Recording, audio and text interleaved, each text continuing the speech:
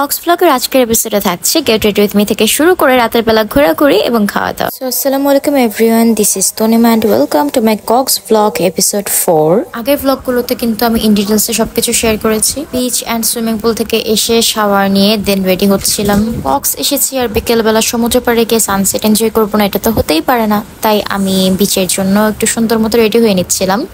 আর কি কি ইউজ করলাম সবকিছু তো দেখিয়ে দিয়েছি। তারপরেও কোনো কোয়ারিজ থাকলে you guys can ask me in the comment section. এই ব্লগটা একটু লেন্দি হবে কজ এই দুপুর থেকে শুরু করে একদম রাত পর্যন্ত কি কি করলাম ওভারঅল সবকিছু কিন্তু আমি এই ব্লগে শেয়ার করব। এনিওয়েজ যতটা দ্রুত সম্ভব আমি এই গেট রেডি উইথ মিটা দেখানোর চেষ্টা করেছি। বাই দ্য ওয়ে, যারা আগের এপিসোডগুলো বা আগের ব্লগগুলো দেখোনি তারা কিন্তু দেখে আসতে পারো আমার পেজে যেয়ে। অ্যান্ড যারা নিউ আছো অবশ্যই কিন্তু পেজে ফলো দিতে একদমই ভুলে যেও না, কজ নিউ আরো অনেক জোস কন্টেন্ট কিন্তু আসতে চলেছে।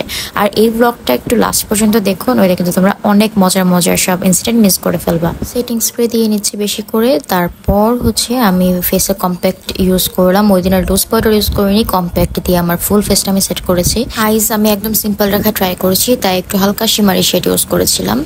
এনিওয়েজ তারপর তো আমার রেডি হওয়া অলমোস্ট ডান।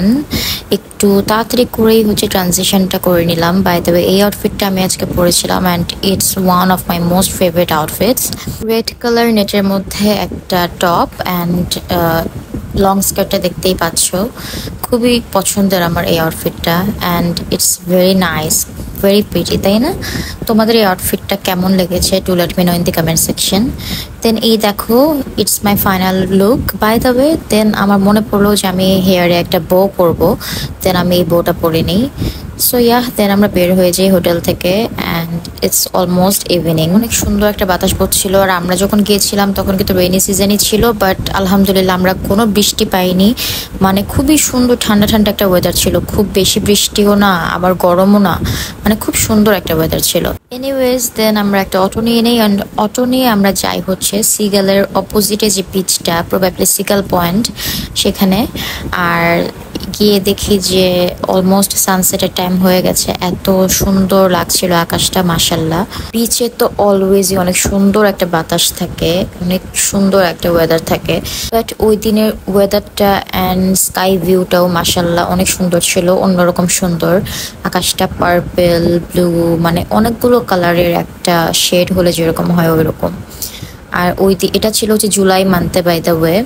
তো জুলাই মান্থের স্কাইয়ের কথা তোমরা সবাই জানো, সবাই কম বেশি পিকচার আপলোড করেছো। তো জুলাইতেই আমরা গিয়েছিলাম, ওই দিনেরই হচ্ছে ভিউ এটা। অ্যান্ড সানসেট হয়ে যাওয়ার পরে তখন আকাশের ভিউটা আরও সুন্দর লাগছিল, মাশাল্লাহ। জাস্ট দেখো, আমি তো এই আকাশের ভিউয়ের প্রেমেই পড়ে গিয়েছি পুরো, খুবই সুন্দর লাগছিল এই ভিউটা, মাশাল্লাহ সুবহানাল্লাহ। তো এরপর বিচ থেকে হচ্ছে আমরা ভাবছিলাম যে এখন কি করা যায়। তো আরেকটু সময় হচ্ছে সানসেটটা এনজয় করি, আরেকটু সময় বিচ ভাইবটা এনজয় করি। দেন একটু যখন অন্ধকার হয়ে আসে তারপরে আমরা ভাবলাম যে এখন একটু চা খাওয়া যাক। তো এরপর আমরা একটা অটো নিয়ে নিই অ্যান্ড অটোতে করে আমরা যাচ্ছিলাম হচ্ছে ডলফিন মোড়ের ওদিকে, কজ আমরা চাচ্ছিলাম যে একটু ঘুরে দেখি প্লাস হচ্ছে দেন কোথাও একটা চা খেয়ে নিব। তো আমরা ডলফিন মোড়ে হচ্ছে নামি অ্যান্ড এখানে কিছু হচ্ছে জিনিস বিক্রি করতেছিল, ওগুলো একটু দেখলাম। দেন দাওয়াত রেস্তোরাঁতে ঢুকি আমরা হচ্ছে চা নিই অ্যান্ড নান রুটি নেই, কজ হচ্ছে দুপুরে অনেক ভারী খাওয়া হয়েছিল, তো কারো ওইভাবে হেভি নাস্তা করার হচ্ছে মুড ছিল না। দেন আমরা চলে যাই ফিশ ওয়ার্ল্ডে অ্যান্ড ফিশ ওয়ার্ল্ডে অনেক এনজয় করেছি। এটার ব্লগ আলাদাভাবে কিন্তু আমি আপলোড দিব, যারা ফলো দেওনি বোঝে এক্ষুনি ফলো দিয়ে দাও। দেন ফিশ ওয়ার্ল্ড থেকে আমরা সরাসরি চলে আসি হারি রেস্তোরাঁতে ডিনার করতে। আগের বার কক্সে যখন আসি তখনও কিন্তু এখানেই আমরা হচ্ছে খেয়েছিলাম, তো এবারও এখানে আসি। ওদের খাবার খুবই মজা। আমরা নিয়েছিলাম হচ্ছে 2টা কোরাল ফিশের প্ল্যাটার, যেটাতে ছিল রাইস, শুটকি ভর্তা, আলু ভর্তা অ্যান্ড কোরাল ফিশ।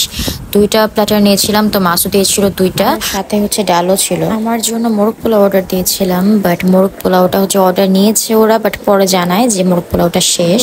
আমার হচ্ছে মুডের উপর ডিপেন্ড করে, আমি মোরগ পোলাও নেই তো আমি কিছুই খাবো না, এরকম একটা ব্যাপার।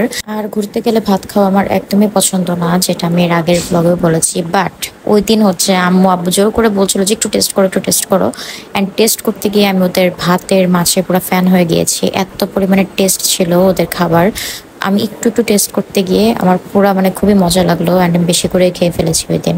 রাত বাজে 10টা, তখন আমরা খাওয়া দাওয়া শেষ করে বের হয়ে দেন চলে যাই একটু পারমিস মার্কেটে। অ্যান্ড মার্কেটে যে একটু টুকটাক হচ্ছে দেখছিলাম যে কি আছে না আছে, কিছু নেওয়া যায় কিনা। অ্যান্ড এখানে কিন্তু টপস অ্যান্ড ড্রেসের কালেকশনগুলো ভালোই ছিল, তো তোমাদের এই সুযোগে একটু দেখিয়ে দিলাম। আর আম্মু এই যে কোরির এই সুভেনিয়ারগুলো দেখছিল। দেন আমরা আবার চলে আসি বিচে। অ্যান্ড এত রাতেও মাসাল্লাহ এত মানুষ বিচে। বিচে তো আসলে সারা রাতে মানুষ থাকে। এর আগে আমরা সিপার্ল বিচ রিসর্টে ছিলাম, যার কারণে হচ্ছে রাতের বেলা খুব একটা আমাদের বের হওয়া হয়নি, রিসর্টে ঘোরাঘুরি করেছি। বাট এবার যেহেতু আমরা সুগন্ধা পয়েন্ট লাবণী পয়েন্টের কাছে একটা হোটেলে ছিলাম, তো এই জন্য হচ্ছে রাতের বেলা বিচ কাছে হয়, বিচের এই ভাইবটা নিতে পারলাম, ভালো লাগছিল অনেক। আর এখানে দেখলাম রোলার আইসক্রিম, দেন আচার, অনেক কিছু হচ্ছে কেনাকাটা করলাম। দেন আবার চা খাই আমরা। দেন চাটা খেয়ে তারপরে আমরা চলে যাচ্ছিলাম হচ্ছে হোটেলে। হোটেলে যখন আমরা ঢুকি তখন অলমোস্ট রাত 11টা বাজে, 11টার একটু বেশি বাজে। তো এনিওয়েজ অটো করে আমরা চলে গেলাম হোটেলে। অ্যান্ড যে তো আমরা হচ্ছে বসে গল্প টল্প করছিলাম। বাই দ্য ওয়ে আমরা ছিলাম হচ্ছে দি কক্স রুটে হোটেলে। অ্যান্ড হোটেল থেকে এই সিটি ভিউটা, মানে শুয়ে শুয়ে একদম সিটি ভিউ দেখা যায়, অনেক ভালো ছিল, রুমটা সুন্দর ছিল। যারা নিউ আছো পেজে ফলো দিতে ভুলো না। কেমন লাগলো জানিও। Thanks for watching. ভালো লাগলে অবশ্যই লাইক কমেন্ট এবং শেয়ার করে দিও। আল্লাহ হাফিজ।